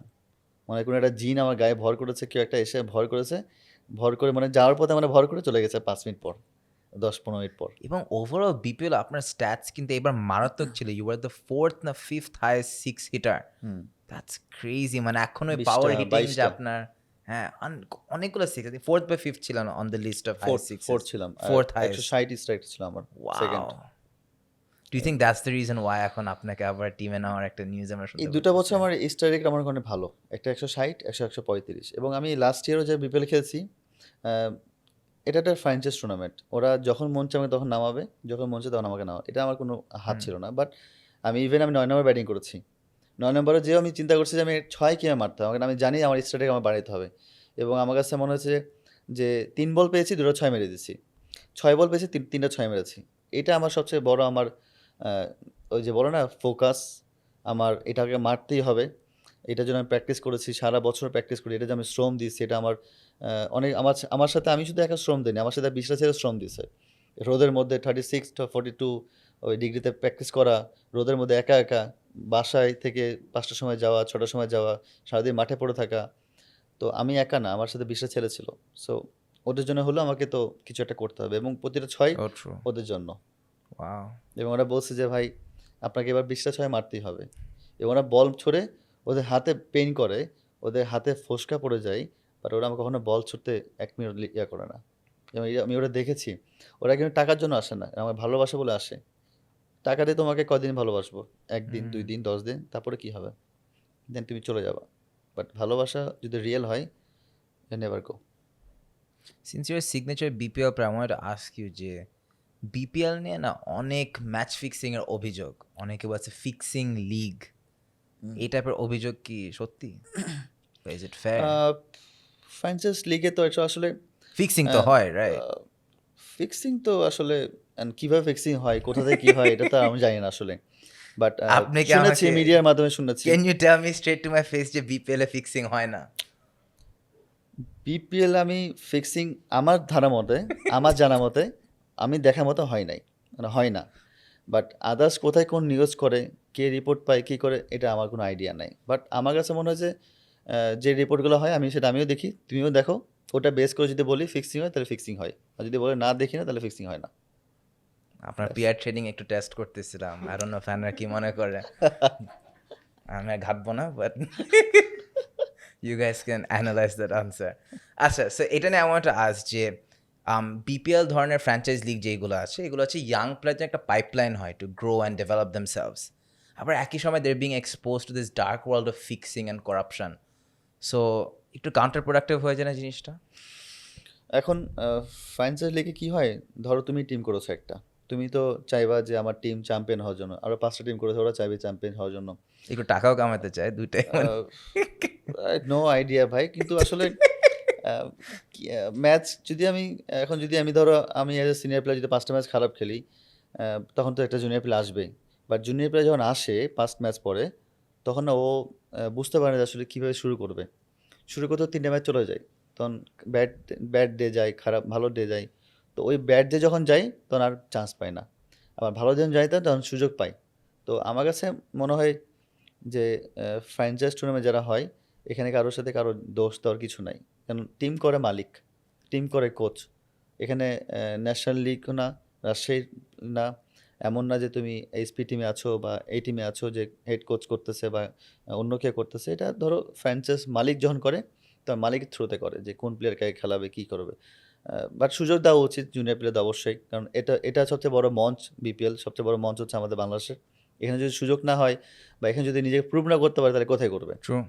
তো প্রিমিয়ার লিগে তো আসলে এত এক্সাইটিং হয় না যে বিপিএল যেটা হয়, কারণ দর্শক আসে, এটা একটা প্রেশার হয়, মিডিয়ার একটা প্রেশার হয়, আউটসাইড পিপল দেখে। প্রিমিয়ার লিগে তো কেউ দেখে না, ওভাবে আসে না, তো ওটা তো হয় না। সো ধরেন এখন আমার বয়স 23, আমি প্রথমবার মধ্যে বিপিএল এ বড় একটা টিমে I got a big chance. এখন আমার টিমের ওনার এবং আমার টিমের দ্য ক্যাপ্টেন টোল মি যে তোমাকে 20 লাখ টাকা দিব, তুমি এই ম্যাচে একটা গোল্ডেন ডাক খেয়ে যাও, বা 2 ম্যাচ পর পর একটা ডাক দাও। তোমাকে তুমি এই টাইপের টাকা নাও কামাতে হিস্ট্রি পারো। বলি, শোনো। 2017-18 মানে আমি একটা বরিশাল বুলসে খেলেছিলাম, তখন রিয়াদ ভাই ক্যাপ্টেন ছিলেন। 10 ম্যাচে আমি রান ছিল 160, যেতাম আর আসতাম, যেতাম আর আসতাম, আমি জানি না কিছু, Yeah. যেতাম আসতাম, তখন তো অনেক ইয়াং। তো কোচ বলতো সাব্বিরকে বসাই, মালিক বলতো সাব্বিরকে বসাই, বাট রিয়াদ ভাই ক্যাপ্টেন, উনি আমাকে সবসময় চাইছে যে না, I want Sabbir. Then quarter final 82, semifinal 89, Insane. ফাইনালে 59, শেষ খেলা আমরা চ্যাম্পিয়ন। কোচের বিলিফ, কোচের বিলিভ না, ক্যাপ্টেনের বিলিভ ছিল। ক্যাপ্টেনের বিলিফ, সরি। কোচ তো আমাকে চাচ্ছে না, না হয়তো না। So, আমি তো আপনাকে এটা অন্য আসলে জিনিস নিয়ে প্রশ্ন এটা না না, করছি। এটা আসলে হ্যাঁ। তুমি যেটা প্রশ্ন করলে হ্যাঁ। এটা ঠিক আছে, বাট আমার কাছে আমি যখন আমি খেলতাম, যেতাম আসতাম, তখন তো আমাকে কেউ বলেনি যে তুই গোল্ডেন মার, ডাক মার। হুম। তখন কিন্তু ন্যাচারালি আউট হইতাম। এখন আমি জানি না যে এখন কি হচ্ছে But বা আমি এখন একটা কি ইয়াং হয়। প্লেয়ার ডিলেমার কথা বলছি, সে দে আর বিং অ্যাপ্রোচড। এখন ক্রিকেটার আমি জানি না কেমন আর্ন করে, বাট যখন একজন ইয়াং ক্রিকেটারকে টাকার লোভ দেখানো হয় হুম। যে এত টাকা পাবো যদি একটা দুটো ম্যাচে খারাপ পারফর্ম করো, আসলে লোভ দেখানো হয় আসলে? You tell me. না, আমি তো তোমাকে প্রশ্ন করছি আসলে কি, আমি তো খেলি যখন, You tell আমিও me. যখন ইয়াং থাকি তখন আমাকে তো কেউ অ্যাপ্রোচ করে নাই, এখন কি করে নাকি, নো আইডিয়া। আচ্ছা, যদি কেউ করে থাকে বা এটা তার ব্যক্তিগত ব্যাপার, এটা সে Right. কিভাবে হ্যান্ডেল করবে। হোয়াট ইফ একজন সিনিয়র প্লেয়ার তাকে বলছে তুমি তাকে- করো এটা, তাহলে তোমার জন্য ভালো হবে। আচ্ছা, জিরো মারলে তো ভালো হওয়ার চান্স নাই, তো কী আছে ভালো তো বুঝছি না, বাট এটা করা উচিত না। যদি কেউ অ্যাপ্রোচ করে, ওর যদি ক্যারিয়ার যদি ইয়ে করতে চায়, তাহলে তার ব্যক্তিগত ব্যাপার, আসলে তার মাইন্ডে কী আছে এটা আমি বলতে পারবো না। বাট ডু ইউ আমার কাছে থিঙ্ক বাংলাদেশে ইয়াং ক্রিকেটার্স আর্ন ইনাফ মানি? প্রিমিয়ার লিগ যদি ভালো জায়গায় খেলে, ভালো টিমে খেলে, টাকা যদি ভালো হয়, তাহলে ঠিক আছে। আর যদি ছোটো টিমে খেলে, তাহলে তো টাকাও মারা যায়, 2 লাখ টাকাও পায় না, 1.5 লাখ টাকা পায় না। তো আমার কাছে মনে হয় যে খেললে বড় টিমে খেলা উচিত। 3-4টা ম্যাচ বা 5টা ম্যাচ যদি বসে থাকতে হয়, একটা ম্যাচ ওকে এক্সপোজ করতে হবে, দ্যাটস এনাফ। রাইট। তখনই মানুষ চোখে পড়বে যে না, ইয়াং প্লেয়ার ভালো খেলছে। বা ছোটো টিমে তুমি 1000 রান করলেও ওটা চোখে পড়ে না, ওটা ছোটো টিমে তো আসলে হয় না ওরকমভাবে। সো ফিক্সিং তো একটা dark side of cricket of course গেল, পলিটিক্স এখন হয়ে গেছে বাংলাদেশ ক্রিকেটের আরেকটা ডার্ক সাইড। ধরেন আমরা একটা পিকচার নিয়ে প্লেয়ার অন করি, ইম্যাজিন এখনকার Bangladesh cricket team with a fit Shakib Al Hasan, Mashrafe Mortaza as a coach বা একজন মেন্টর। এই পিকচারটা ভাবতে কেমন লাগে? জাস্ট পলিটিক্স ফ্রি একটা sport and with the best politics people. Sports কবে হলো এটা আবার? নতুন নাম দিছে নাকি? আমাদের বেস্ট ক্রিকেটার এমপি হয়ে গেছে খেলার সময়, আপনি বলছেন ক্রিকেটের মধ্যে কোনো পলিটিক্স তুমি নেই। ধর এটা এটা তো পার্সোনাল লাইফ, এটা তো আউট অফ ক্রিকেট। বাট ওইটার কারণে উই আর সিইং যে এমন একটা না, আমাদের কান্ট্রি বেস্ট প্লেয়ার্স আমার আর কাছে নট। মনে হয় যারা হয়েছেন তারা হয়তো বা যে এলাকায় থাকেন, সে এলাকার লোকজনই মনে হয় ওনাকে বেশি পুশ করেছে যে এতদিন তো ক্রিকেট খেলছেন, দেশকে সার্ভ করেছেন, এখন যেহেতু আপনি এখন খেলা ছাড়বেন 2 দিন পর বা 2 বছর বা 5 বছর পর, তাহলে অ্যাটলিস্ট আমাদের এই এরিয়াটা আপনি একটু, কারণ আমাদের ক্রিকেট প্লেয়ারদের যখন ছিল তখন কিন্তু আমাদের পিএমের সাথে ডাইরেক্ট আমাদের একটা কানেকশন ছিল সবার, যে ইজিলি কথা বলতে জি। পারতেন। তখন পাপন ভাই ছিলেন, মাসুর ভাই তখন ক্যাপ্টেন ছিল, তখন অনেকবার কথা হচ্ছে। তো ওই অনুসারে কিন্তু আমরা খুব আবেগী হই, আমরা আমরা কিন্তু মানুষ, আমরা আবেগী, বাংলাদেশের লোকজন বা এশিয়ান লোকজন ওই আবেগ দেখে হয়তো বলেছে, আবেগ দেখে উনি হয়তো বা একটু ইমোশন হয়ে গেছে, তো মনে হচ্ছে ঠিক আছে আমরা ঠিক করবো। এছাড়া তো কোনো, তুমি যদি কিন্তু politics এমপি এর না কারণে- হও, জি, তা তুমি ঠিক করবা কিভাবে, রাস্তা ঠিক করবা কিভাবে তুমি? কিন্তু মানুষ একটা ক্রিকেটারের কেন ক্রিকেট ফালায় তার ওইগুলো ঠিক করতে হবে? ওর তো ক্রিকেট খেলার কথা, ক্রিকেট ক্যারিয়ার শেষ করে তারপর তার গিয়ে তার নিজের লোকজনকে সার্ভ করার অ্যান্সার কথা। তো পেয়ে গেছো তুমি, তুমি দিনে যে অ্যান্সার দিলাম আসলে বাট ওই যে হাউ বললাম, different would Bangladesh cricket be without political intervention যদি বলা যায়? এটা ভালো হতো যে মাস্টার ভাই আমাদের একটা মেন্টর হতো বা একটা ভালো পজিশন থাকতো, কারণ ওনার যে একটা ইনপুট, এটা অনেক বড় একটা ইনপুট আমার আপনার জন্য। ক্যারিয়ারে যেমন আপনি হ্যাঁ, বলছেন, আমার মাশরাফি ক্ষেত্রে ভাই। অবশ্যই 100%, আমি তো কখনো ডিনাই করতে পারবো না, ওনার ইনপুট অনেক বেশি আমার জন্য। এবং যখন আমি 6 মাস সাসপেন্ড ছিলাম, উনি 6 মাসকে 3 মাস করে নিয়েছিল, Wow. এবং ওখান থেকে নিউজিল্যান্ডে গেছিলাম আমি। আচ্ছা। 2019-এর ওয়ার্ল্ড কাপের আগে আমরা নিউজিল্যান্ড ট্যুর গেছি, ইয়েস। মানে 102 করেছি, 43 করেছি, 18 করেছি। তো ওটাই ওনার ইনপুট ছিল আমাকে নিয়ে। ওই যে 2019-এর ওয়ার্ল্ড কাপে আমি চান্স পাবো, ওটার জন্য আমাকে একটা প্রি টেস্ট হিসাবে আমাকে নিউজিল্যান্ড নিয়ে গেছিলো খেলার জন্য, আফটার বিপিএল। হ্যাঁ, ওটা কিন্তু আমার 6 মাশরাফি মাস ভাইয়ের থেকে মতো 3 মাসে নিয়ে একজন- এসেছিল। So he was always looking out for the young players. Young player plus টিমের জন্য তোমার কি লাগবে, তুমি যখন একটা 10 জনের টিম সেট আপ করবা, যখন তোমার মধ্যে দেখবে যে আচ্ছা ইনি তোমার জন্য অনেক এফেক্টেড, তোমার অর্ধেক কাজ উনি করে দিচ্ছে, তো তুমি কেন চাইবা না তুমি? So, অনেক ক্যাপ্টেন্সি নিয়ে কথা হইতেছে এই উইক বিকজ মেহেদি হাসান মিরাজ থেকে we saw the captaincy was moved Bangladesh ক্রিকেটে আমরা অনেক we've seen many captains come and go but why is the Mashrafe ভাই দ্য বেস্ট ক্যাপ্টেন আর কি এখনো what made him such a good captain দেখো একটা পরিবারে যখন বড় কথা থাকে তখন কি পরিবারটাকে আগলে রাখে, রাইট? যখন দুষ্টু ছেলে থাকে, ভালো ছেলে থাকে, একটা পরিবার ছোট ছেলে থাকে, বড় ছেলে থাকে, সবাইকে আগলে রাখে। তো উনি একটা বড় কর্তা ছিল আমাদের টিমের। 2015-তে আমি যতদিন ক্যাপ্টেন, আমার ফার্স্ট ক্যাপ্টেন ছিল মাশরাফি ভাই। তো যদি ওনাদেরকে দেখেছি আমি 20 সাল পর্যন্ত, 19 সাল পর্যন্ত উনি একটা টিমকে বন্ডিং করতো। সবাই মিলে আমরা আড্ডা মারতাম, আমরা একসাথে খাওয়া দাওয়া করতে যেতাম। কারো মনে কিছু না, আমরা কোনো ডানে বামে কোথাও যেতাম না। মাশরাফি যদি বলতো স্ট্রেইট, আমাকে ওই স্ট্রেইট, ডানে বলে ডানে, বামে গেলে বামে। এখনকার যে যারা আছেন আমার মনে হয় সব একই এজের। জি সো একই এজের কারণে কি, আচ্ছা আমি আমার মতো একটু বাইরে যাবো, বামে গেলাম, ডানে গেলাম। সো আমার কাছে মনে হয় যে একটা সিনিয়র প্লেয়ার যখন ক্যাপ্টেন থাকবে না, তখন কিন্তু এটাকে বন্ডিংটা খুব সুন্দর করতে পারে। এখন যেহেতু একই এজ, তো আসলে একটু ফ্রেন্ড সার্কেল, দোস্ত আমি তো একটু বাইরে গেলাম খেলতে, বা এটা গেলাম ওটা গেলাম, এটা হয়, আসলে হয়ে যায়, এটা আসে। বাট সব ক্যাপ্টেনই ভালো। মিরাজের রেকর্ডটা অনেক ভালো ছিল, বাট বিসিবি থেকে যেটাই নিয়েছে, যেটাই ওদের কাছে অবশ্যই চিন্তা ভাবনা করে নিয়েছে, এটা টিমের জন্য অবশ্যই ভালো, ভালো জন্যই চিন্তা করেছে বাংলাদেশের জন্য। তো ওনাই ভালো ভালো করবে আর কি। রাইট আমরা অনেক দিন পর শুনতেছি যে ইনশাআল্লাহ যদি সব ঠিকঠাক যায় আপনাকে আবার জাতীয় দলের সেট আপে আমরা দেখতে পাবো ভেরি ভেরি সুন ইনশাআল্লাহ ইজ দিস ট্রু আপনাকে এই True, টিমে নেওয়ার সম্ভাবনা আছে কারেক্ট ইনশাল্লাহ, হোপফুলি। এই জন্য আমি আসলে আসা এখানে। জি 22-এ আমি ওয়ার্ল্ড কাপে ছিলাম, 22 ওয়ার্ল্ড কাপে। ইয়েস সো তার আগে আমাদের একটা ট্যুর ছিল নিউজিল্যান্ডে, হুম ত্রিদেশীয়, বাংলাদেশ, পাকিস্তান আর হচ্ছে নিউজিল্যান্ড। হ্যাঁ তো এখানে আমি শর্ট খারাপ স্ট্যান্ড খেলার পরে আমি আবার ব্যাক করি বাংলাদেশে, রাইট আমার জায়গায় সৌম্য যাই। তো এটা হচ্ছে আমার লাস্ট। বাট আমার কাছে 4 বছর হোক বা 10 বছর হোক, এটা ম্যাটার করে না। ম্যাটার করে আমি সেট আপে আসছি, আলহামদুলিল্লাহ। আমাকে কল করা হয়েছে প্র্যাকটিসের জন্য, তো এটা এনজয় করছি। আগামী 10 দিন পর কী হবে জানি না, বাট আমি চেষ্টা করছি নিজেকে ইমপ্রুভ করার জন্য, নিজের জন্য। কারণ এরকম একটা সেট আপে প্র্যাকটিস করা এটা একটা ভালো দিক। যেন তুমি নিজেকে প্র্যাকটিস, নিজে থেকে একা প্র্যাকটিস করার থেকে সবাই মিলে প্র্যাকটিস করতে, সেট আপে আন্ডার একটা ভালো ট্রেনার আন্ডারে, ভালো ফিজিও আন্ডারে থাকতেছো, ভালো কোচের আন্ডারে থাকতেছো, এটা একটা প্লেয়ারের জন্য খুব ভালো দিক। আপনাকে দেখে আবি ভেরি অনেস্ট আপনাকে সেদিনও we saw the training ground আপনাকে দেখে খুব ফিট লাগতেছে super super fit and at the young age of 34 what goals have you set for the careers of maintain করি আলহামদুলিল্লাহ। আমি আমার ওই যে বললাম যে আমি পৃথিবীর যে প্রান্তে যাই না কেন, একটা জুতা নিয়ে থাকি আর একটা রাবার থাকে আমার জিম করার জন্য। জিম সবসময় আমি মনে করি জিম আমার কাছে একটা কোনো সময় ফ্রাস্ট্রেশনে ভুগতেছি, জিমে চলে গেছি, কোনো সময় খারাপ লাগতেছে, জিমে চলে গেছি। তো ওই জায়গাটা হচ্ছে আমার সব কিছু বের করা জায়গা। ফিজিকটা মেনটেন করা সো আমি ওই ফিজিকটাকে খুব বেশি মেনটেন করি, কারণ টুডে টুমোরো আমি জানি যে আমাকে আবার ন্যাশনাল টিমে বা যে কোনো জায়গায় আমাকে ডাকতে পারে। যদি আমি নিজেকে ফিট না করতে পারি, নিজের শ্রম না দিতে, আমাকে তাহলে আমাকে ডেকে লাভ নাই। তো ওইটাই আমার একটা ইচ্ছা ছিল যে এখনও তো বয়স ফুরে যায় নাই। সো আমার এখনও 5-6 বছর দেওয়ার অনেক কিছু আছে। তো নেভার নো, যদি আল্লাহ তাআলা, যদি মানুষ বা পৃথিবী যদি আমাকে ডাকে, তাহলে আমি কী নিয়ে যাবো ওখানে। সো দ্যাটস ওয়াই আমি নিজেকে ফিট করার চেষ্টা করছি।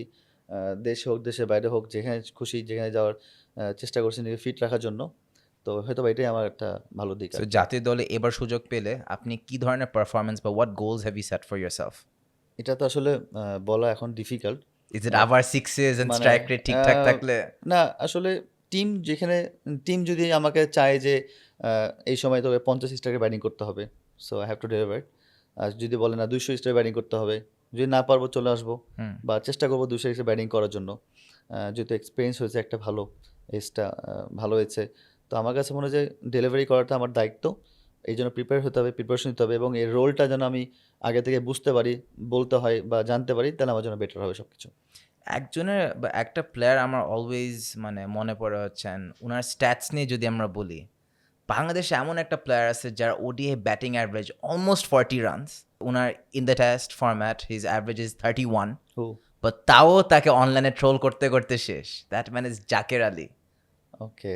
এই ক্রিটিসিজমটা কি ফেভারিজ তার অ্যাভারেজ এত ভালো তার পারফরমেন্স এত ভালো বাট তাকে টিমে সুযোগ দেওয়া হয় না বা তাকে এখন দেখে মনে হয় যে অলমোস্ট লুকায় লুকায় ঘুরতেছে অলমোস্ট মানে just my take so what's happening there আসলে এটার কাহিনী কি বা এটার কি হয়, এর আমার কোনো আইডিয়া নেই। কারণ দর্শকের মনে কখন কি হয়, ফলোয়ারদের বা যারা থাকে তাদের কি মনে কখন হয়, এটা আমার কোনো আইডিয়া নাই। বাট তারা যে আমাকে ভালোবাসে এখন পর্যন্ত এটা আলহামদুলিল্লাহ। বাট জাকিরকে সাথে কেন করে no idea. He is a very good boy, he is a good player. আমার কাছে মনে হয় যে কিন্তু এত হাই ব্যাটিং অ্যাভারেজ থাকার পরেও কেন উনাকে টিমে চান্স দেওয়া হচ্ছে না? But why do you think the fans don't love him enough? আসলে তেমন কিছু না। হয়তোবা উনি এখন চান্স পেয়েছে তো টেস্ট টিমে আবার। তো Finally. ফাইনাল চান্স পেয়েছে। কিছু সময় অফ ফর্ম যায়। হয়তোবা ন্যাশনাল টিমে এমন হয় যে এভারেজ ভালো কিন্তু ডোমেস্টিকে আমরা রান করতে পারি নাই বা রান করতে পারি নাই। এটা কারণ হতে পারে। Right. অন্য কারণ হতে পারে। বাট দর্শকের কারণে বা মিডিয়ার কারণে এরকম হয় না কখনো। আর ওকে কেন এরকম করে আমার কোনো আইডিয়া নাই। ওর সাথে আমি লাস্ট ৩ বছর খেলছি, এর আগেও খেলেছি। হি ইজ ভেরি গুড বয় এবং ও খুবই ভালো প্লেয়ার। ওকে যদি হয় না কিন্তু হয়তো একটু মেন্টাল ডিস্টার্ব থাকে। সাধারণ মানুষের যদি সামনে থেকে যদি কেউ বাজে কথা বলে তো অবশ্যই খারাপ লাগবে। সবারই খারাপ লাগে। তো আশা করব যে অ্যাজ এ প্লেয়ার হিসেবে তাকে সবসময় ওভাবে দেখা উচিত। কারণ পার্সোনাল লাইফ আর প্রফেশনাল লাইফ কিন্তু এক না। হুম। দুই লাইফ। দুটাকে যদি মিক্স করে আমরা রাখি তাহলে কিন্তু আপনার বা তোমার বা কারোই এটা ভালো ফল হবে না। কারণ তুমি তোমার ১০টা ইউনিটের ছেলে দেখবা যে টাইম মতো আসছে কিনা। 9 to 5 সে তোমাকে দিচ্ছে কিনা। Correct, 9 to হ্যাঁ। 5 এর পরে সে কোথায় গেল তোমার জব না এটা দেখার। Correct. বা তোমার কাজও না। আর ওর তোমাকে বলার দরকারও নাই। এটা তোমার এরকম না। তো আমার কাছে আমার প্রফেশনাল পার্সোনাল লাইফকে দুটো আলাদা করে ভালো। Right. প্রফেশনালটাকে প্রফেশনাল ভাবে দেখা উচিত। পার্সোনাল লাইফ তো পার্সোনাল লাইফ থাকতেই পারে মানুষের। So জাকির আলীর কাহিনীটা দেখলে I just wonder যে ন্যাশনাল টিমে ঢোকার জন্য কি পারফরমেন্সই ইনাফ নাকি আরো অনেক কিছু লাগে বা অনেক অন্য কিছু করা লাগে? অন্য কিছু You know মানে what কি I গো? mean? অন্য কিছু মানে কি? মানে একটু লিঙ্ক আপ লাগে।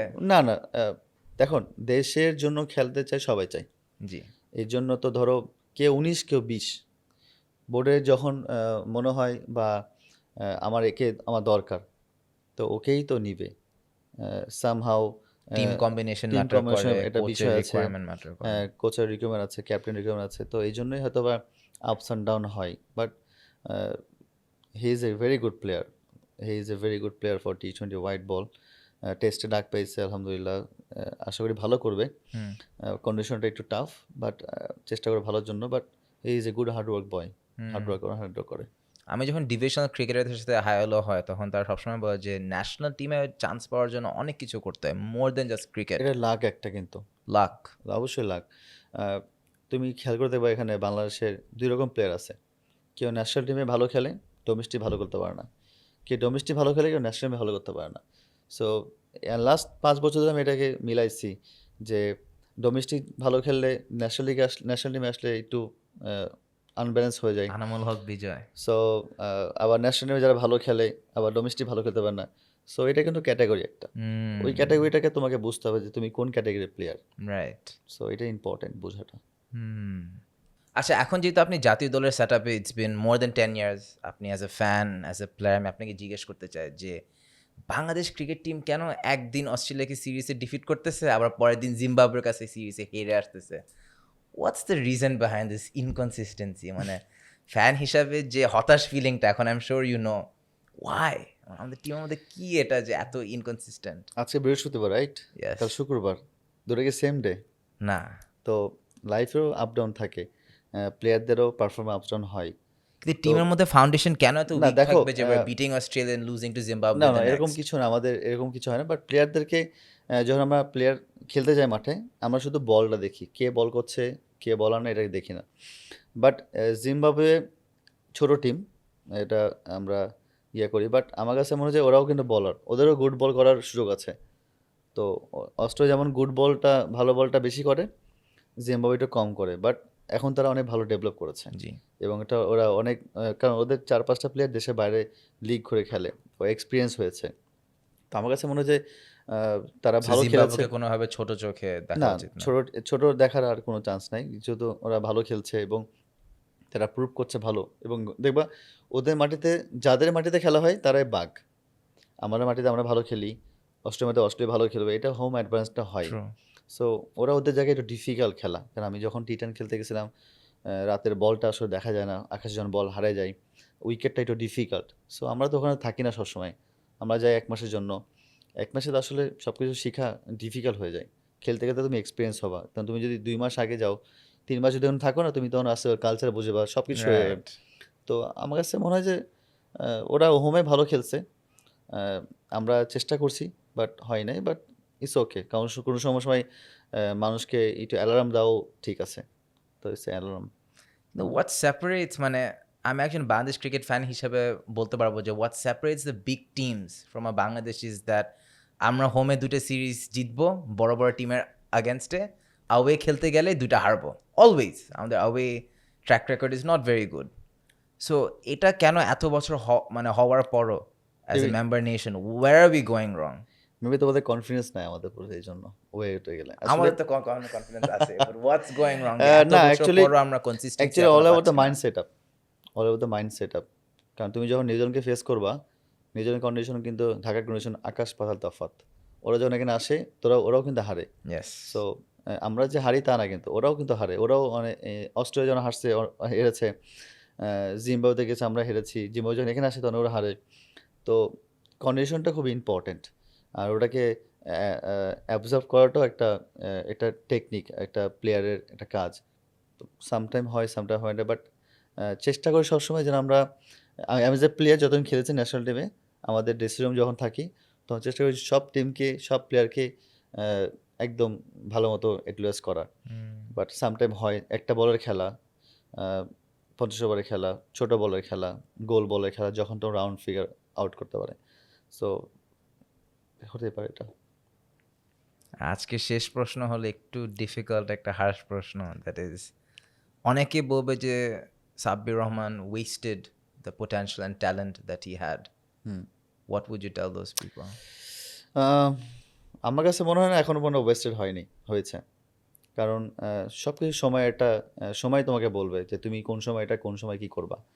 আমি টাইমকে খুব গুরুত্ব দিই এবং টাইমটাকে আমি খুব বেশি বিলিভ করি। আজকে তোমার বয়স 23, তুমি 26-এ যদি ওই জিনিসটা পেয়ে যাও 23-এ, 26-এ জিনিসটা ফিল করতে পারবা না। কারেক্ট। সো টাইম তোমাকে 26-এর সময় 26-এ দিবে। সো তোমাকে ওয়েট করতে হবে। আর ওয়েস্টেড বলে কিছু নাই পৃথিবীতে। দেখো তুমি একটা কলা খাও, কলা ছলকে ফেলে দাও, ওটা গরু খাবে। নাইস। সো কেউ না কেউ তো খাবে, বাট ওয়েস্টেড হওয়ার কিছু নাই। আমি 4 বছর ধরে খেলিনি, তাই বলে আমি কিন্তু বাসায় বসেছিলাম না। আমি বিভিন্ন জায়গায় খেলেছি, লিগ Correct. খেলেছি, নিজেকে ফিট করার চেষ্টা করেছি। ওই যে ধরো আমার জিনিসটা হচ্ছে আমি চেষ্টা করি নিজেকে ফিট রাখার জন্য। কিন্তু আমি খেলতে গেছি ক্রিকেটই, এটা ছোট হোক আর বড় খেলা হোক। অনেকে বলতে পারে যে ইংল্যান্ডে ঘুরতে গেছি বা হলিডে পালন করতে গেছি বা ছোটো টিমে খেলতেছি। আমি যখন 100 মারি আমার কিন্তু বুকটা ভালো লাগে এবং আমার কাছে মনে হচ্ছে 100%. রান কিন্তু ইম্পর্টেন্ট। তুমি যেখানেই কথা বলো না কেন, ওই যে কথা বলার একটা যে তোমার অভ্যাস আছে হচ্ছে, তোমার কিন্তু ম্যাচ যেমন খেলতেছি তোমার কথা বলা তখন তোমার এক্সপিরিয়েন্স বাড়তেছে। তো আমি এটা বিলিভ করি যে আমি টাইমকে খুব বেশি বিলিভ করি। যে টাইমে যেটা হবে সেটা আমি অবশ্যই পাবো, এটা কিন্তু কেউ নিতে পারবে না। আর ওয়েস্টেড বিষয়টা আমি কখনো বিলিভ করি না। এটাকে মনে করি যেটা আমার একটা ব্যাড টাইম চলতেছে, এটাকে গুড টাইম করে কীভাবে নিয়ে আসতে হবে এটা আমার দায়িত্ব। গুড টাইম শুরু হচ্ছে ইনশাল্লাহ। হোপফুলি ইনশাল্লাহ। এবার what do you have to prove to everyone? ইনশাল্লাহ এবার ন্যাশনাল টিমের সুযোগ পাইলে what will you show everyone? Prove করার কিছু নাই, টু বি অনেস্ট। অলরেডি আমি প্রুভ করেছি। সো এটাকে যেন আমি কন্টিনিউ করতে পারি এবং এটাকে যেন আমি এই কাজটা যেন ইউটিলাইজ করতে পারি। আর যতদিন ক্রিকেট খেলবো দেশকে সার্ভিস দিতে পারি, এটাই হচ্ছে আমার মেইন লক্ষ্য। ইনশাল্লাহ। অসম। Sorry for the difficult question, but আজকে এপিসোড আমরা এখানেই শেষ করবো। শেষ করার আগে আমাদের একটা সিগনেচার গিফট আছে, ওইটা উই ওয়ান্ট টু শেয়ার। আশা করি আপনার ভালো লাগবে, চেহারা মিলবে। This is for you. Oh wow, AI মিলছে? চাই না চোখগুলো মিলছে না কিনা। এত দাড়ি নাই তো আমার। Yeah, damn it. Nice, thank you so much, thank you. It's Thank a you so much. 2019 year World Cup, yeah. Bhai, thank very you so much আসার জন্য। And that was another very special episode of Scandalous featuring Sabbir Rahman. আশা করি এই episode enjoy করে থাকলে you can like, share, subscribe and comment below. See you in the next episode.